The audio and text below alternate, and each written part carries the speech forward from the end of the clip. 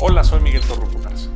Durante el corto gobierno del presidente Francisco I. Madero de 1911 a 1913, uno de los ataques más encarnizados de la prensa fue la fe con la que el presidente se apegaba a la doctrina espiritista. Injustamente, varios diarios capitalinos calificaban a Madero como un loco que se comunicaba con los muertos. Francisco I. Madero nació en una de las familias más ricas y acomodadas de Coahuila y de México. Muy joven estudió en París, donde conoció por primera vez el espiritismo. Fue marcado por el espiritismo desde 1891, cuando conoció casualmente las obras de Allan Kardec, padre de la doctrina espiritista. Pero, ¿qué es el espiritismo? Es la doctrina basada en la existencia y manifestaciones de los espíritus, en la inmortalidad del alma, pero Madero buscaba la conexión ética entre los espíritus superiores y los mandamientos cristianos a través de los médiums. En una de sus comunicaciones escribió Madero: "Los espíritus me hicieron comprender a fondo la filosofía espiritista y sobre todo su parte moral. Los espíritus lograron transformarme y de un joven libertino e inútil para la sociedad, han hecho de mí un hombre de familia, honrado y que se preocupa por el bien de la patria y de su país". Las comunicaciones de los espíritus evocados eran dominadas por dos presencias espirituales de antiguos miembros de la familia Madero, sus hermanos Raúl y José, quienes habían muerto durante la infancia de Madero. Posteriormente, se dice que Madero entró en contacto con el espíritu de Benito Juárez. Con el tiempo, en una sesión espiritista, su hermano José le reveló una gran misión de vida, que rebasaba mucho más de su persona. Era un destino así que alcanzaba a la patria entera, su liberación. A partir de 1907, el espíritu de José le anunció a Madero esta gran cruzada democrática que emprendería. José llamó a Madero soldado de la libertad y del progreso, luchador infatigable por la causa de la libertad.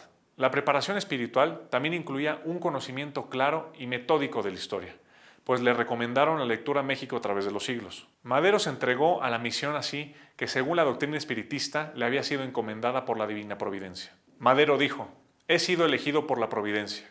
No le temo a la pobreza, ni a la prisión, ni a la muerte. Creo que sirviendo a mi patria en las actuales condiciones, cumplo con un deber sagrado.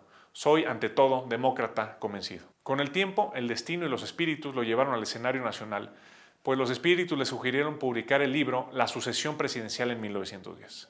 Libro en el cual describe los principios de la democracia, los males del poder absoluto, el militarismo y el vicio negativo de la reelección del presidente Porfirio Díaz. Este libro se puede considerar como el primer documento oficial de la tercera transformación de México. "Estamos durmiendo", profetizaba Madero, "bajo la fresca pero dañosa sombra del árbol venenoso.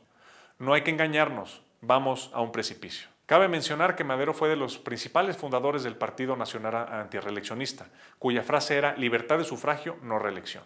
Cuando Madero participó en la contienda presidencial en contra del presidente Porfirio Díaz, misma en la cual se reeligió, Madero fue arrestado y encarcelado en San Luis Potosí.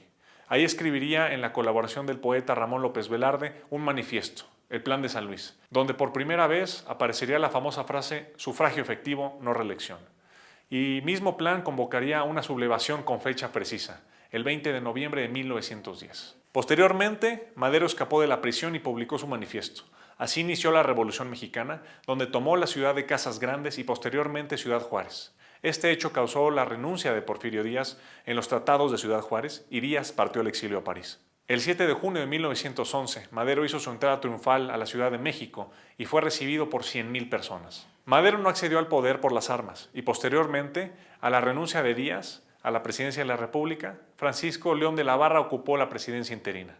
En 1911, tras unas elecciones ejemplares, las más democráticas de la historia de México, Madero llegó a la presidencia de la República. Es extraordinario pensar cómo fueron a influir las creencias espiritistas del presidente Francisco I. Madero en la vida pública del país. Pues gracias a ella y sobre todo a los espíritus, los mexicanos conocimos por primera ocasión la verdadera democracia. Y de esta forma comenzó la tercera transformación de México. Grande don Francisco I. Madero, el apóstol de la democracia mexicana, quien derramó su sangre por la libertad del pueblo. Sin duda alguna, un espíritu sumamente elevado. Soy Miguel Torruco Garza y te invito a que me des tu opinión en mis redes sociales.